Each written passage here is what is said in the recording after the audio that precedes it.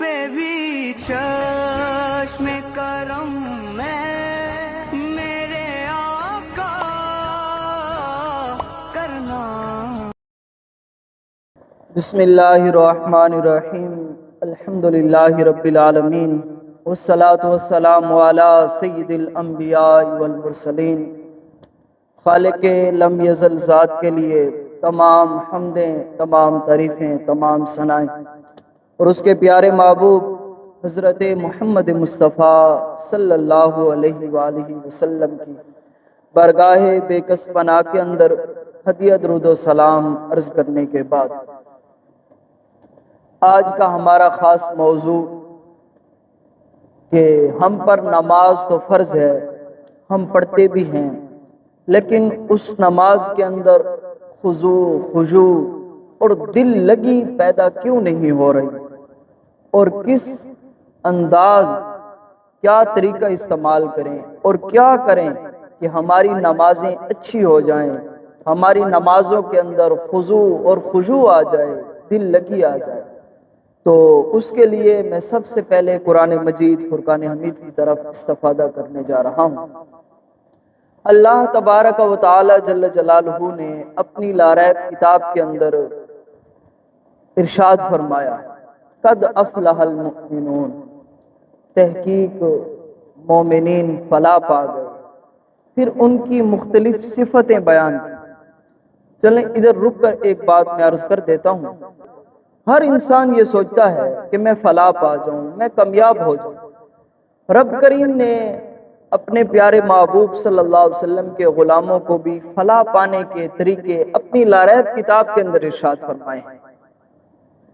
जो लोग इस दुनिया के अंदर आए हैं और वो फलाह पाना चाहते हैं, कामयाब होना चाहते हैं, तो रब करीम फरमाता है कद अफलहल मुमिनून अल्लज़ीना हुम फी सलातिहिम खाशिऊन। जो मोमिनीन कामयाबी चाहते हैं उनकी एक सिफत ये है, जब वो रब के हुजूर हाजिर होते हैं, वो जब रब के हुजूर अपनी हाजिरी पेश करते हैं तो वो खुजू और खुजू के साथ और दिल लगी के साथ रब करीम के सामने पेश होते हैं। मेरे दोस्तों, अगर कामयाबी चाहते हो तो फिर जब तुम रब के हुजूर पेश हुआ करो तो अपनी तमाम तर तवज्जुहात अपने रब के हुजूर पेश करते हो। मेरे दोस्तों, मेरे करीम मुस्तफ़ा सल्लल्लाहु अलैहि वसल्लम का एक मुबारक फरमान है, फरमाया कि जब तुम रब करीम के सामने हाजिर हुआ करो तो दिमाग में पहली बात ये सोचा करो कि मैं उस ज़ात के सामने ठहरा हूं कि वो ज़ात मुझे देख रही है। पहले ज़हन के अंदर ये बात लाया करो कि मैं उस खालिक के लम यज़ल ज़ात के सामने आया हूँ जो मुझे देख रहा है।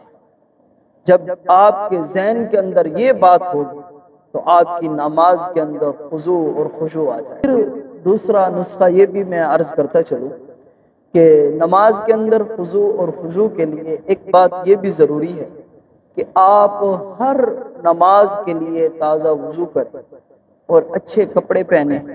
तो इस वजह से भी इंसान की नमाज के अंदर खुजू और खुशू आ सकता है।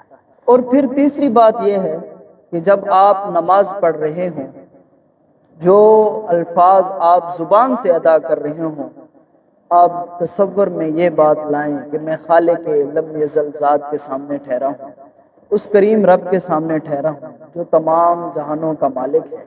तो इस वजह से भी आपके नमाज के अंदर खुजू और खुजू आ सकता है। मेरे मुस्तफ़ा करीम सल्लल्लाहु अलैहि वसल्लम ने फरमाया कि नमाज मेरी आंखों की ठंडक है।